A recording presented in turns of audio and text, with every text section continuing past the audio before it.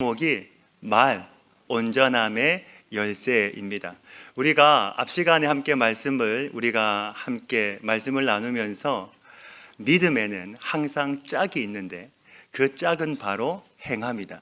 즉 행함이 없는 믿음은 살아있는 믿음이 아니라 죽은 믿음이요, 그 믿음으로는 구원을 받을 수 없다고 했습니다. 이것이 바로 야고보서 2장에서 말하고 있는 핵심이었습니다. 야고보 사도의 관심은 어디에 있냐면, 야고보서를 읽어보면 아시겠지만 마음에 와닿는 게 뭐냐면, 성도는, 예수님을 믿는 저와 여러분은 반드시 성숙해 가야 하는 자들이라는 것이죠. 성숙하지 않는다, 자라가지 않는다, 그것은 믿음 있는 성도라 할 수 없다는 것입니다. 우리가 마지막 12월 한 달을 우리가 생활하면서 나를 다시 한 번 더 돌아보고 점검할 것은, 내가 올 한 해 하나님을 믿으면서 내 신앙이 좀 자랐는가, 내가 좀 성숙했는가, 아니면 옛날이나 지금이나 별반 차이가 없는가. 우리는 나이와 상관없이 늘 하나님 앞에서 자라가야 하는 사람들입니다. 야고보는 우리에게 반드시 성숙해야 된다고 말씀하고 있는 것이죠. 야고보서는 믿음과 함께 행함을 강조하고 있는데, 야고보 사도가 우리에게 끊임없이 강조하고 있는 것은 무엇이냐? 믿음도 중요하지만 행함도 함께 중요하다. 그래서 야고보 사도는 우리가 반드시 성숙해야 된다고 말씀하고 있습니다. 그러면서 그 성숙을 확인할 수 있는 지표, 잣대가 딱 하나 있는데 그게 무엇이냐? 바로 우리의 말이라는 것이죠. 그 말로 인하여 여러분이 성장하고 있는지, 성숙하고 있는지, 거룩함을 향해서 가고 있는 참된 믿음의 성도인지 아니면 가짜인지를 알 수 있다는 것입니다. 여러분, 탈무드에 보면 한 임금이 요한과 시몬에게 명령을 내렸습니다. 시몬에게는 세상에서 가장 귀한 것을 구해오라고 하고, 요한에게는 세상에서 가장 나쁜 것을 구해오라고 명령을 했습니다. 시몬이 세상에서 가장 귀한 것이라고 가져온 것은 바로 사람의 혀였습니다. 요한도 세상에서 가장 귀한 것이라고 가져온 것도 역시 사람의 혀였습니다. 즉 사람의 혀는 가장 귀한 것을 내기도 하지만 반대로 가장 악한 것을 낼 수도 있다는 것이죠. 성경 말씀입니다. 잠언 18장 21절 말씀해 보시면 이렇게 말씀합니다. 죽고 사는 것이 혀의 힘에 달렸나니. 죽고 사는 것이 어디에 달려 있는가? 혀의 힘에 달려 있다는 것이죠. 우리가 하는 그 한마디의 말이 사람을 살릴 수도 있고 천냥 빚을 갚을 수도 있지만, 반대로 우리가 하는 그 한마디의 말이 사람을 죽일 수도 있기 때문입니다. 한마디의 말 때문에 30년 동안 아픔과 상처 가운데 사는 사람이 있는가 하면, 그 한마디의 말 때문에 인생이 변화되는 사람도 있습니다. 오늘 여러분의 말은 어떻습니까? 원래 제가 오늘 제목을 여러분의 말은 안녕하십니까? 라고 하고 싶었는데 왠지 제목이 좀 가벼운 것 같아가지고 하지를 못했습니다. 오늘 여러분의 말은 안녕하십니까? 오늘 여러분의 말은 어떻습니까? 나의 말은 사람을 격려하고 힘을 주고 용기를 주고 또한 사람을 세우고 살리는 말입니까? 아니면 나의 말은 다른 사람에게 상처를 주고 아픔을 주는 말입니까? 오늘 야고보 사도는 우리에게 그 한마디의 말, 사람을 일으켜 세우는 말, 하나님이 들으시고 기뻐하시고 영광 받으시는 그 말에 대해서 말씀해 주고 있습니다. 소망하기는 오늘 말씀을 통하여 우리의 말이 나의 온전함을 이루어가는 열쇠가 될 수 있기를 주님의 이름으로 축복합니다. 우리 2절의 말씀인데요, 같이 한번 읽겠습니다. 2절의 말씀입니다. 시작. 우리가 다 실수가 많으니 만일 말에 실수가 없는 자라면 곧 온전한 사람이라 능히 온 몸도 굴레 씌우리라. 아멘. 지금 말씀해 보시면 말에 실수가 없는 사람은 온전한 사람이다 라고 말하고 있는데, 여기서 온전한이라고 하는 단어는 원문에 보시면 텔레이오스라고 하는데, 원래 이 단어는 하나님 앞에서만 사용할 수 있는 단어입니다. 온전한이라고 하는 단어는 원문에 텔레이오스라고 하는데, 이 단어는 사람에게 쓰는 단어가 아니고 하나님 앞에서만 사용할 수 있는 단어입니다. 마태복음 5장 48절에도 보면 이 단어가 똑같이 나오고 있는데, 말씀을 한번 보시면 하늘에 계신 너희 아버지의 온전하심과 같이 너희도 온전하라. 이때 사용되었던 이 온전함이 바로 똑같은 단어입니다. 원래 뜻은 온전한, 성숙한, 흠이 없는 이라는 뜻입니다. 즉 온전한 사람은 어떤 사람입니까? 하나님 앞에서 흠이 없는 사람이요, 말에 실수가 없는 사람이 바로 온전한 사람이라는 것이죠. 자, 그런데 여기서 한 가지 궁금증이 생깁니다. 무엇이냐면, 우리가 생각할 때에 온전한 사람이라고 하면 하나님이 기뻐하시는 말, 은혜로운 말, 지혜로운 말을 하는 사람이 온전한 사람이 될 것 같은데, 지금 야고보는 그런 게 아니라 말에 실수가 없는 사람이 온전한 사람이라는 것이죠. 무슨 말입니까?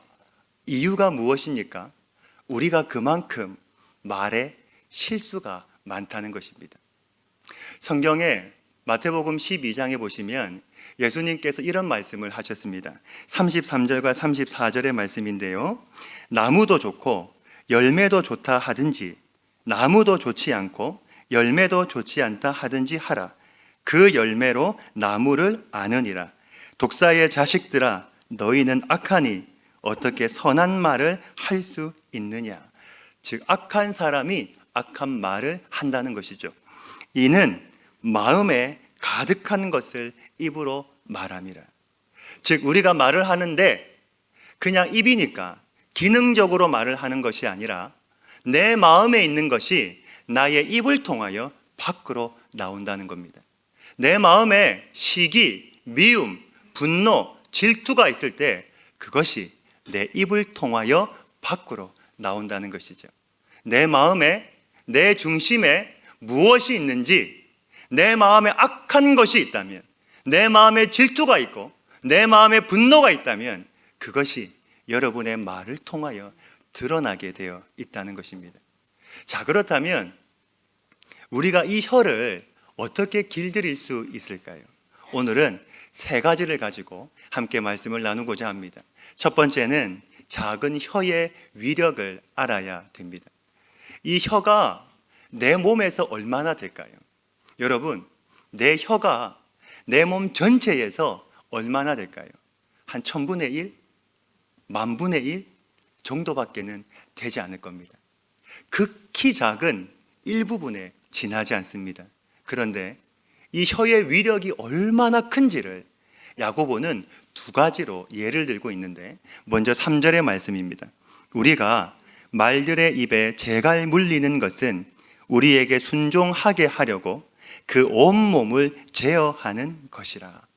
이 말의 힘이 얼마나 셉니까? 한번 사진을 보시면 아마 당시에 야고보 사도가 보았던 말이 바로 이런 경주하는 말이었을 겁니다.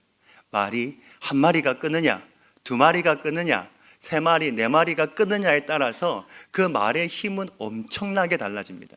우리가 말의 힘을 마력이라고 하지 않습니까? 자동차의 힘을 설명할 때에 마력이라고 합니다. 이처럼 말의 힘이 엄청나게 센데 그 말의 힘을 무엇으로 제어할 수 있느냐? 사진에는 보이진 않지만 입에 물려있는 그 재갈로 그 말들을 제어, 컨트롤한다는 것이죠. 또한 4절에 보시면 또 한 가지의 예를 더 들고 있는데요, 우리 4절의 말씀을 같이 한번 읽도록 하겠습니다. 3장 4절의 말씀입니다. 시작. 또 배를 보라. 그렇게 크고 광평에 밀려가는 것들은 지극히 작은 키로서 사공의 뜻대로 운행하나니. 아멘. 지금 야고보는 지중해를 뚫고 지나가는 큰 배를 보았을 겁니다. 그 큰 배가 작은 키로 방향을 잡고 가는 것을 보면서 지금 예화로 설명을 하고 있는 것이죠. 이 두 가지에는 공통점이 있습니다. 바로 작지만 위력이 있습니다. 마찬가지로 혀도 작지만 내 몸에서 1000분의 1이요, 내 몸에서 10,000분의 1밖에는 되지 않지만 그 혀는 작지만 큰 힘이 있고 또한 위력이 있다는 것이죠. 이것을 잘 쓰면 한 가정을 건강하게 세우기도 하고, 이것을 잘 쓰면 한 교회를 건강하게 세우기도 하고, 이것을 잘 쓰면 한 나라와 한 사회를 건강하게 만들 수 있는 그만큼 유익이 있다는 것이죠. 그런데 야고보가 이렇게 말을 하는 것은 이유가 무엇일까? 이 말이 긍정적으로 쓰이는 것보다는 반대로 부정적으로 쓰일 때가 훨씬 더 많기 때문입니다. 10절 말씀을 한번 보실까요? 10절에 야고보가 이렇게 말씀합니다. 한 입에서 찬송과 저주가 나오는도다. 내 형제들아, 이것이 마땅하지 아니하니라. 11절입니다. 샘이 한 구멍으로 어찌 단물과 쓴물을 내겠느냐. 즉 무엇을 말하는 겁니까? 한 샘이 쓴물과 단물을 내는 것은 있을 수 없다. 아니, 절대로 불가능하다는 것이죠. 이 샘이 무엇입니까? 우리의 입 아닙니까? 마찬가지로 성도라면 여러분의 입에서 찬송이 나와야지, 은혜와 감사가 나와야지, 사람을 살리고 세우고 격려하고 위로하는 말이 나와야지 어떻게 저주가 나올 수 있느냐. 예수 믿는 사람이 어떻게 형제를 저주하는 그 입으로 예배당에 와서 하나님을 찬양하고 예배할 수 있느냐, 이 말입니다. 마땅하지 않다는 것은 절대로 있을 수 없다는 것이죠. 지금 야고보가 우리에게 하고 있는 강력한 경고의 말씀인 것이죠. 오늘 우리가 한 가지를 꼭 기억해야 될 것이 있습니다. 그게 무엇이냐면 여러분이 떠난 자리에 남는 것이 있다는 겁니다. 11절 말씀해 보시면 단물과 쓴물을 낸다고 말하고 있는데, 여러분이 떠난 자리에 남는 것이 단물 아니면 쓴물이 남는다는 것이죠. 여러분이 말을 하고 떠난 자리가 내가 했던 말이 사라지는 것이 아니라 마치 향수가 남는 것처럼 남는다는 겁니다. 제가 아는 분들도 몇 분이 있습니다. 향수 냄새가 나면 그분이 오셨구나, 금방 알 수 있습니다. 저도 오늘 나올 때 향수를 좀 하고 왔습니다. 평소에는 잘 안 하는데 오늘은 좀 향수를 하고 왔습니다. 이따가 끝나고 가시면서 어떤 향수를 했나 한번 맡아보시면 나쁘지 않은 것 같습니다. 이처럼 여러분, 향수도 어떻습니까? 지나가고 나면 그 향이 남습니다. 마찬가지로 여러분이 떠난 자리에, 여러분의 말이 남기고 간 그 자리에 무엇이 남아있는가? 쓴물이 남아있습니까? 아니면 단물이 남아있습니까? 잘 생각하셔야 됩니다. 내가 말을 하고 떠난 자리에, 내가 말을 하고 나의 말이 남기고 간 그 자리에 단물이 남아있는가? 아니면 쓴물이 남아있는가? 말은 공기처럼 눈에 보이지 않지만 절대로 사라지지 않습니다. 말은 누군가를 살리는 단물이 되기도 하지만 반대로 쓴물이 되기도 합니다. 이처럼 우리는 이 말의 위력이 얼마나 큰지를 알아야 되는 것이죠. 자, 그렇다면 두 번째로, 우리가 말의 위력을 안다면 또한 말의 파괴력도 알아야 됩니다. 우리가 안다고 하지만 실상은 모르고 실수할 때가 얼마나 많이 있습니까? 이 말 때문에 건강했던 가정이 깨어지고 무너지기도 하고, 이 말 때문에 내 자녀가 평생 가슴에 한을 품고 살아갈 때도 있습니다. 언젠가 보았던 영상인데 그 영상에 보니까 30대의 한 청년이 나왔습니다. 이 청년을 영상으로 얼굴을 보니까 훈남입니다. 키도 크고 굉장히 잘생겼습니다. 그런데 이 청년이 하는 말이 뭐냐면, 나는 못생겼습니다. 나는 능력도 없고, 나는 부족하고, 나는 할 수 있는 것도 없고, 나는 용기도 없고, 세상에 나가는 것이 두렵습니다. 겁이 납니다. 그렇게 말을 하고 이 친구가 고등학교를 졸업하고 난 다음부터는 밖을 나가지 않았습니다. 평생 집안에서, 자신의 방에서만 살았습니다. 자식이 그렇게 살아가니 그 부모님의 마음이 얼마나 힘이 들었겠습니까? 그래서 전문가가 와서 이 친구를 상담하기를 시작했습니다. 그랬더니 하는 말이, 저는 아무것도 아닙니다. 저는 못생겼고, 저는 능력도 없고, 저는 부족하고 아무것도 하지를 못합니다 라고 말을 하는 겁니다. 그 말을 듣고 전문가가 원인을 찾아보니까 어릴 때 어머니가 형제들이 다 모여있는 그 자리에서 했던 그 한마디가 이 아들의 인생을 바꿔놓은 겁니다. 아이고, 우리 아들은 못생겼습니다. 우리 아들은 능력도 없고 부족하고 아무것도 못하고 실력도 없습니다. 보잘것없습니다.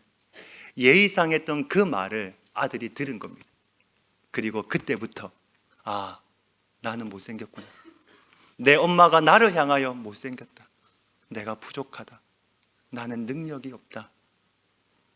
그 말을 듣고 이 친구가 고등학교를 졸업하고 평생 밖을 나가지 아니하고 집 안에서 자신의 방에서만 살았습니다.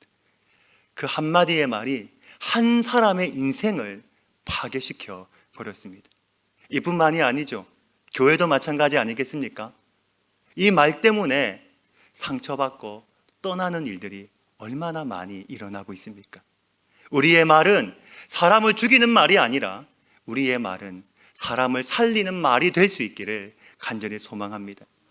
이처럼 혀는 엄청난 파괴력을 가지고 있는데 야고보는 이어서 또 한 가지를 우리에게 말씀하고 있습니다. 우리 5절과 6절의 말씀인데 같이 한번 읽겠습니다. 5절과 6절입니다. 시작. 이와 같이 혀도 작은 지체로 돼 큰 것을 자랑하도다. 보라, 얼마나 작은 불이 얼마나 많은 나무를 태우는가. 혀는 곧 불이요 불의의 세계라. 혀는 우리 지체 중에서 온몸을 더럽히고 삶의 수레바퀴를 불사르나니 그 사르는 것이 지옥불에서 나느니라. 아멘. 우리의 입에서 무엇이 나온다는 겁니까? 불이 나온다는 겁니다. 그 불 밑에는, 뒤에는 무엇이 있냐면 지옥이 있다는 겁니다. 원래 우리 안에는 뭐가 있어야 됩니까? 지옥이 아니라 천국이 있어야죠. 하나님의 자녀, 하나님의 백성들 안에는 지옥이 아니라 천국이 있는 게 당연한 건데 야고보는 우리가 하는 그 말로 인하여 우리의 마음이 천국이 되는 것이 아니라 지옥이 된다고 말하고 있는 것입니다. 지금 야고보가 과장법을 쓰고 있는 것이 아닙니다. 지금 야고보가 부풀리고 있는 것이 아닙니다. 이게 바로 사실이라는 겁니다.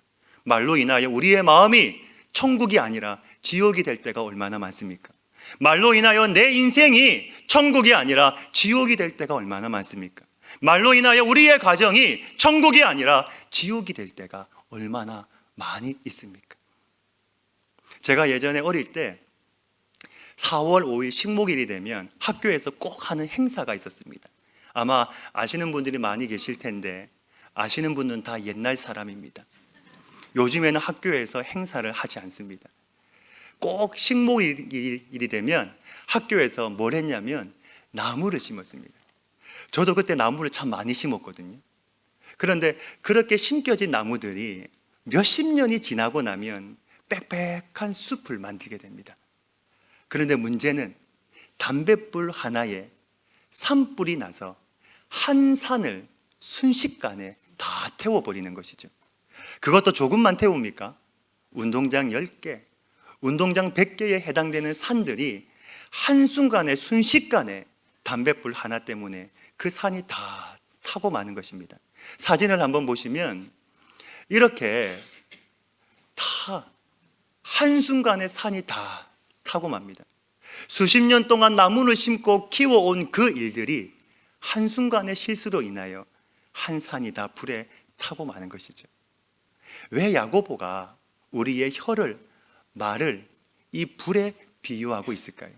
말씀을 보시면 혀는 곧 불이요 불의의 세계라 말하고 있는 이유가 무엇일까요? 왜 우리의 혀를 설명할 때에 야고보가 불의 또 불의 세계라고 설명하고 있을까요?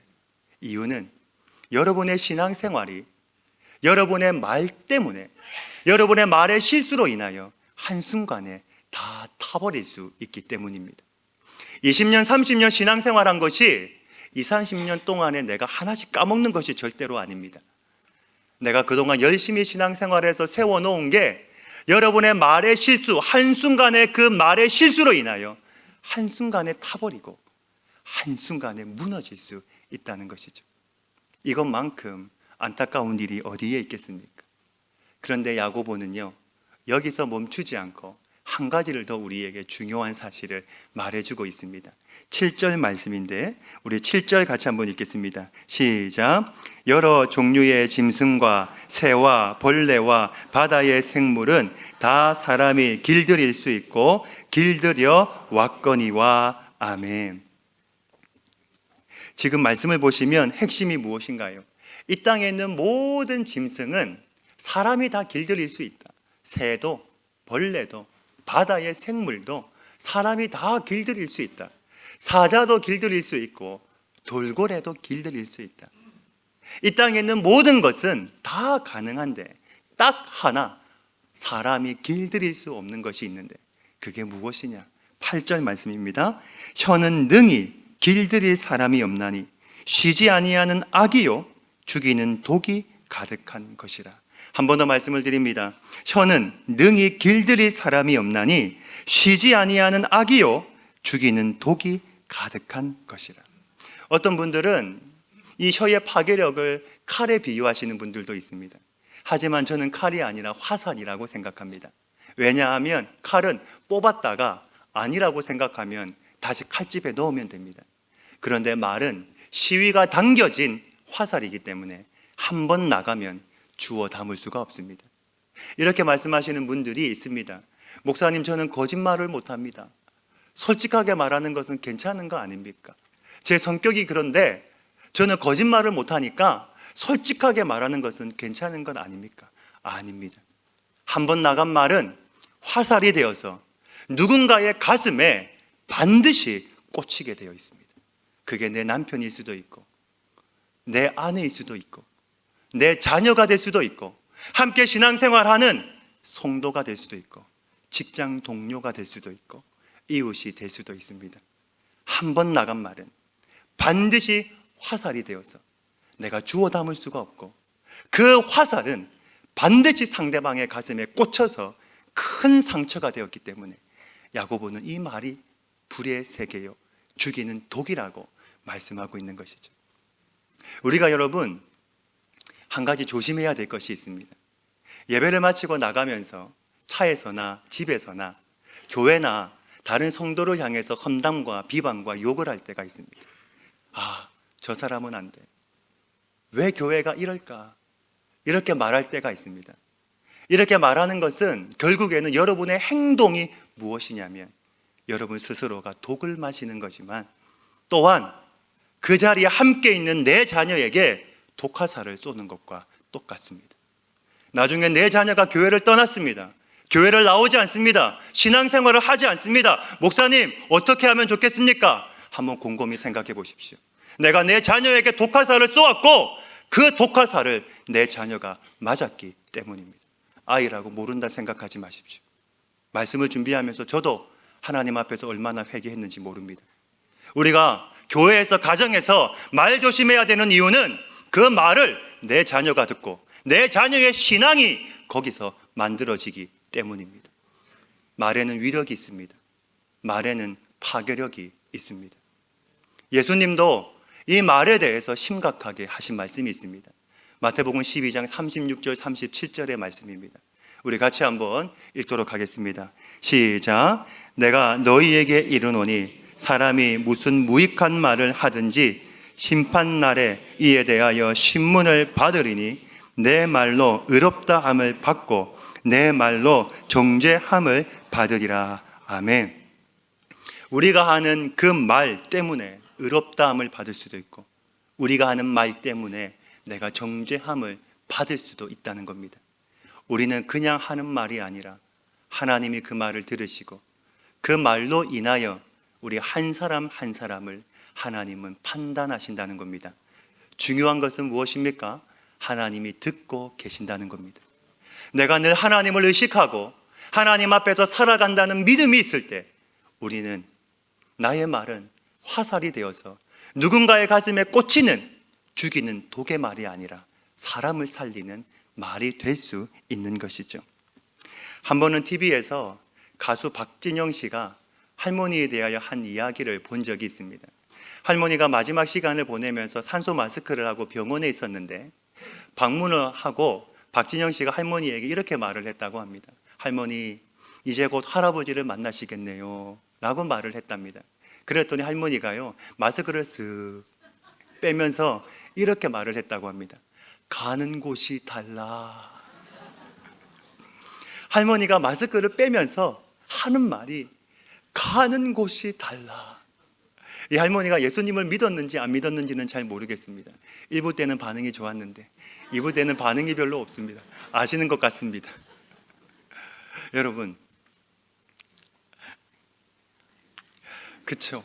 가는 곳이 다르면 그렇게 말할 수 있습니다. 그런데 한번 생각해 보세요. 우리는 어떻습니까? 우리는 가는 곳이 어떻습니까? 가는 곳이 다릅니까? 아니잖아요. 우리는 가는 곳이 같아요. 아멘이십니까? 그런데 어떻게 가는 곳이 같은 형제를 향해서, 내 지체를 향해서, 내 가족을 향해서, 내 자녀를 향해서 내가 저주의 말을 할 수 있겠습니까? 나도 그분의 은혜로 천국에 가는데 똑같이 그분의 은혜로 인하여 천국에 가는 내 형제, 내 지체, 내 가족에게 어떻게 내가 저주의 말을 할 수 있겠습니까? 하나님은 보고 계십니다. 하나님은 듣고 계십니다. 하나님은 판단하고 계십니다. 이 사실을 꼭 기억하셔야 됩니다. 내가 하는 말, 그 말이 사라지는 것이 아닙니다. 그 말은 반드시 상대방의 가슴에 꽂히게 되어 있습니다. 그 말을 하나님은 들으시고 하나님은 보시고 마지막 때에 저와 여러분을 판단하신다는 겁니다. 자, 그렇다면 마지막 세 번째로 이 혀를 어떻게 길들일 수 있을까요? 혀는 위력도 있고 혀는 파괴력도 있는데 내 힘으로는 이 혀를 길들일 수 없는데 어떻게 가능할까요? 세 번째는 복음 안에서, 예수님 안에서 가능하다는 것입니다. 누가복음 6장 45절 말씀인데 우리 같이 한번 읽겠습니다. 시작. 선한 사람은 마음에 쌓은 선에서 선을 내고 악한 자는 그 쌓은 악에서 악을 내나니 이는 마음에 가득한 것을 입으로 말함이니라. 아멘. 지금 말씀해 보시면 선한 말과 악한 말이 다 어디에서 나옵니까? 마음에서 나온다는 겁니다. 하나님의 영이 내 마음에 충만하게 되면, 내 마음이 성령으로 충만하게 되면, 내 마음에 예수님을 모시게 되면 무엇이 가능하다는 겁니까? 선한 말, 즉 혀를 길들일 수 있다는 것이죠. 그럴 때 우리의 입에서 나오는 말은 사람을 세우고 사람을 변화시키는 생명의 말을 하게 된다는 것입니다. 저는 우리 모든 성도님들이 성령 충만하시기를 간절히 소망합니다. 저와 여러분이 성령의 지배를 받게 되기를 주님의 이름으로 축복합니다. 성령 충만하면 내 삶이 달라집니다. 성령 충만하면 내 생각이 달라집니다. 성령 충만하면 내 삶이 변화됩니다. 성령 충만하면 내가 하는 말이 달라지게 되어 있다는 것이죠. 말씀을 묵상하면서 우리 예수님은 어떤 말씀을 하셨을까? 예수님의 마음에는 무엇이 있었기에 사람을 세우는 선한 말을 하셨을까? 묵상하게 되었습니다. 묵상하다 보니까 한 사람이 떠올랐습니다. 바로 시몬 베드로였습니다. 예수님을 3번씩이나 저주하고 부인하고 도망가서 그는 제자들과 함께 갈릴리 바닷가에서 물고기를 잡고 있었습니다. 밤새 그물을 내렸지만 한 마리도 잡지를 못했습니다. 새벽은 밝아오고 배는 고프고 잠은 오고 지쳐 있을 때 예수님이 오셔서 말씀하셨습니다. 배 오른편에 그물을 내려라. 그 말에 순종해서 그물을 내렸더니 그물이 찢어질 만큼의 많은 양의 물고기를 잡았습니다. 그때 한 제자가 예수님이다 소리쳤습니다. 그 말 한마디에 베드로는 바다에 뛰어들었습니다. 육지에 와서 보니까 진짜 예수님이셨습니다. 옆에는 숯불이 피어 있고 생선을 구워놓고 따뜻한 떡을 손수 준비해 놓으셨습니다.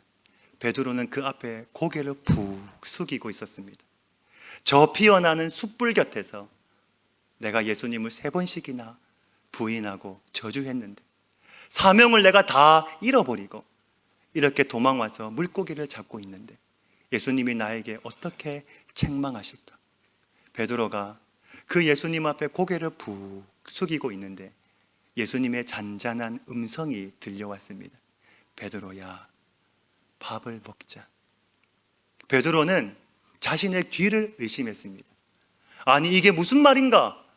내가 예수님을 3번씩이나 저주하고 부인하고 도망왔는데 모두가 주님을 떠날지라도 나는 절대로 주님을 떠나지 않을 겁니다. 호언장담했는데 나에게 화를 내시는 것이 아니라 베드로야, 와서 조반을 먹자. 그 베드로의 허기진 배를 예수님이 채워주셨습니다.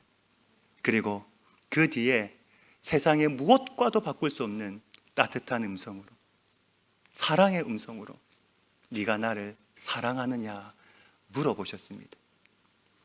그 한마디의 말이 무너졌던 베드로를 다시 일으켜 세우고 위대한 사도가 되게 하는 그 한마디였습니다. 어디 베드로뿐이겠습니까? 늘 한없이 부족한 우리에게도 주님은 찾아오셔서 말씀하셨습니다. 너는 내 것이라. 너는 나에게 가장 소중한 내 아들이요 내 딸이다 말씀해 주셨습니다. 이 위대한 하나님의 사랑을 받은 사도 바울이 한 고백이 있습니다. 무엇을 하든지 말에나 일에나 다 주 예수의 이름으로 하고 그를 힘입어 하나님 아버지께 감사하라. 무엇을 하든지 말에나 일에나 다 주 예수의 이름으로 하고 그를 힘입어 하나님 아버지께 감사하라. 예수님의 십자가로 말미암아 우리의 영혼이 구원을 얻었듯이 성령의 통치로 말미암아 우리의 입에서 하늘의 언어가 나올 때 사람들은 우리의 말을 통해서 예수님의 향기를 맡게 될 것이고 예수님을 만나게 될 줄로 믿습니다. 이제는 우리의 말이 달라져야 됩니다. 이제는 우리의 말이 새로워져야 됩니다. 이제는 우리의 말이 거듭나야 됩니다. 말을 하기 전에 내가 무슨 말을 할까? 이 말이 성도들에게, 형제에게 은혜가 되고 덕을 세우는 말이 될까? 아니면 이 말이 상대방의 가슴에 꽂혀서 절대로 뺄 수 없는 상처가 되는 것은 아닌가? 한 번쯤 생각하고 우리가 말을 해야 하는 것이죠. 이제는 내 입에서 불평, 불만, 험담, 비난의 말이 아니라 축복, 격려, 칭찬, 선한 말, 그리고 은혜로운 말, 사람을 세우는 말, 덕을 세우는 말을 할 때 하나님이 그 말을 기뻐 들으신다는 것을 꼭 기억하시기를 간절히 소망합니다. 제가 파주에 와서 생활을 하니까 파주가요 진짜 춥습니다. 진짜 파주가 춥습니다. 그런데 여러분, 따뜻한 말, 격려의 말, 사랑의 말을 들으면 몸은 추워도 마음은 따뜻합니다. 그런데 반대의 말을 들으면 몸도 춥고 마음도 춥습니다. 우리 주변에는 따뜻한 말, 사랑의 말, 격려의 말이 필요한 사람들이 있습니다. 멀리서 찾지 않아도 내 주변에 내 가족, 내 모권, 내 지체, 함께 신앙생활하고 있는 나의 형제, 자매들이 있습니다. 그 사람들에게 내가 따뜻한 말, 격려의 말, 사랑의 말을 하면 꽁꽁 얼어붙어 있던 그 몸과 마음이 나의 말로 인하여 녹아내리지 않겠습니까? 이것이 바로 사랑이고 이것이 바로 섬김이고 이것이 바로 전도라는 것이죠. 오늘 야고보는 우리에게 이 말에 대하여 이야기를 해주고 있습니다. 우리는 하나님의 자녀입니다. 하나님의 성도입니다. 그리고 우리의 몸은 하나님의 성전입니다. 어떻게 그 입에서 저주와 찬송이 나올 수 있느냐? 어떻게 사람을 죽이는 말이 나올 수 있느냐? 아니다. 절대로 그럴 수 없다. 마땅하지 않다. 너희들의 입에서는 격려하는 말, 따뜻한 말, 사랑의 말, 위로하는 말, 축복하는 말, 칭찬하는 말, 그 말이 나와야 된다는 것이죠. 하나님이 그 말을 들으시고 판단하신다는 겁니다. 우리의 입에서는 이제는 불평, 불만, 험담 나오면 안 되는 것이죠. 장난이라도 나오면 안 되는 것입니다. 실수라도 하면 안 되는 것입니다. 왜 그렇습니까? 하나님은 보고 듣고 판단하고 계시기 때문입니다. 이번 한 주간도 말로써 섬김과 사랑을 실천하고, 그리고 내 혀를 길들일 수 있는 저와 여러분이 될 수 있기를 주님의 이름으로 축복합니다. 아버지 하나님, 오늘 야고보는 우리에게 말에 대하여, 혀에 대하여 말씀하고 있습니다. 하나님, 나의 혀는 어떤 말을 하고 있습니까? 나의 입을 통하여 단물이 나옵니까? 아니면 나의 입을 통하여 쓴물이 나오고 있습니까? 나의 말은 따뜻하고 격려하고 사랑하는 말이 나의 입을 통하여 나오고 있습니까? 아니면 저주의 말, 험담하고 비난하고 또한 남을 책망하는 말이 나의 입을 통하여 나오고 있습니까? 오늘 야고보는 한 입에서 저주와 찬송이 나올 수 없다. 너희가 하나님의 자녀라면 그 입을 통하여 찬송이 나와야 된다 이야기를 합니다. 하나님, 이제는 우리의 말이 거듭나게 하여 주옵소서. 우리의 말이 새로워지게 하여 주옵소서. 내가 말을 하기 전에 한번 생각하고, 이 말이 하나님에게 기쁨이 될까? 이 말이 덕을 세울 수 있을까? 이 말을 듣는 사람이 은혜가 될까 생각하고, 아니라면 입을 다물 수 있는 우리가 되게 하여 주시옵소서. 말로 인하여 사랑과 섬김을 실천하고 나의 혀를 길들일 수 있는 우리 모든 성도들이 다 되게 하여 주시옵소서. 이 모든 말씀 예수님의 이름으로 기도하옵나이다. 아멘.